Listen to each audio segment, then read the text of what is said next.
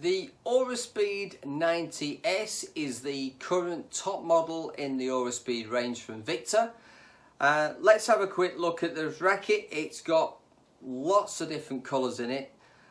We start off here with a kind of metallic grey that sort of moves into a purple and you turn it into certain light.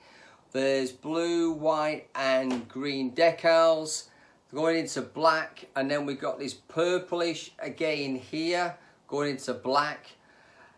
Again we have this slightly inner rim but not as defined as we saw on the 70 and the 80.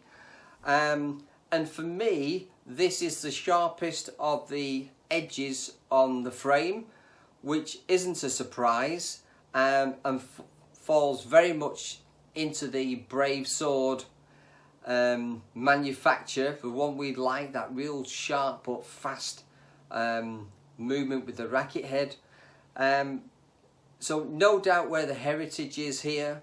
Whether we combine technologies from the Jet Speed and the Brave Sword series to get to this, I don't know. This is a 3UG5, but the grip on this feels a little bit bigger than standard G5s.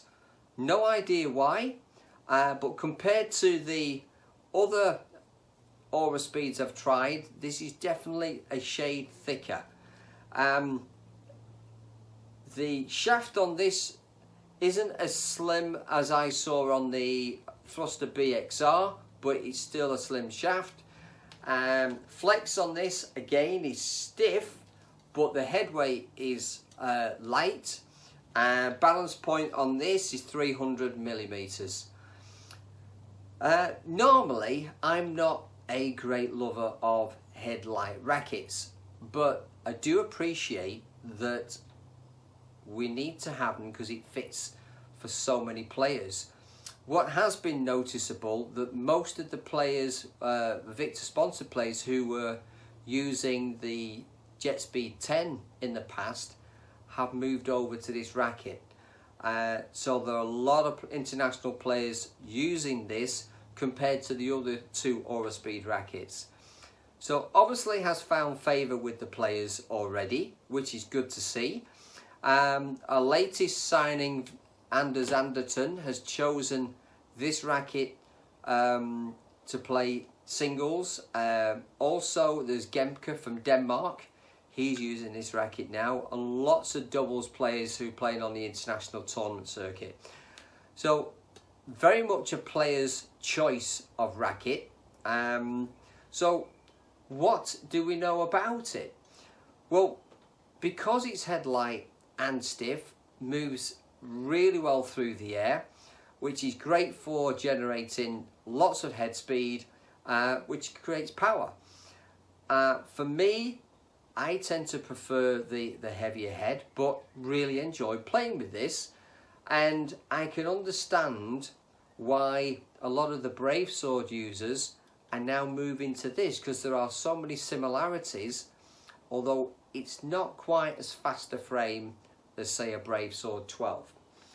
That said, I think it's got more power to offer than the Brave Sword. It doesn't feel as thin on impact as a Brave Sword. Because it moves so well, as I say, plenty of power there.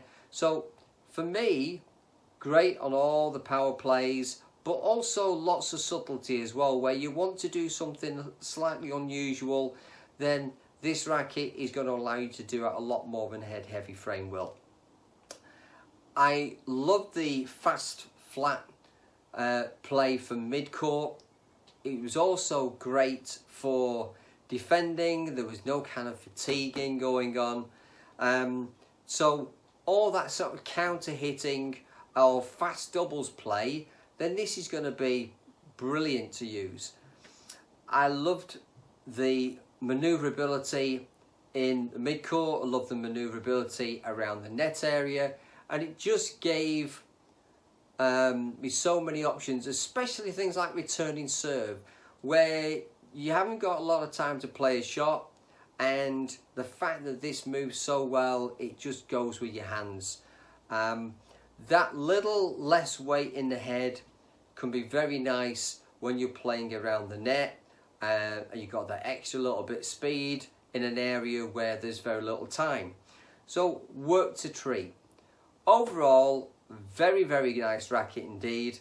I thoroughly enjoyed playing with this. I've got another 2 weeks or so with this before I will complete my review, but having a lot of fun with this racket at the moment, which is very unusual for me to be liking a headlight racket.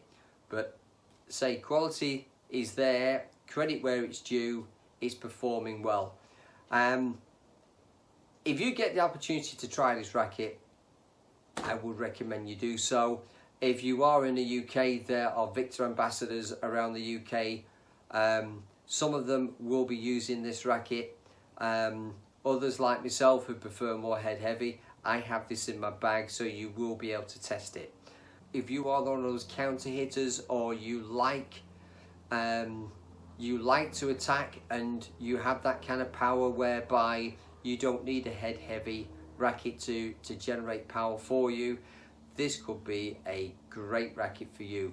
And I anticipate that this will sell as well as a JetSpeed 10 and the JetSpeed 12 has previously. So go and try this racket, find out for yourself whether it suits you and your game, and I'll see you on another racket review.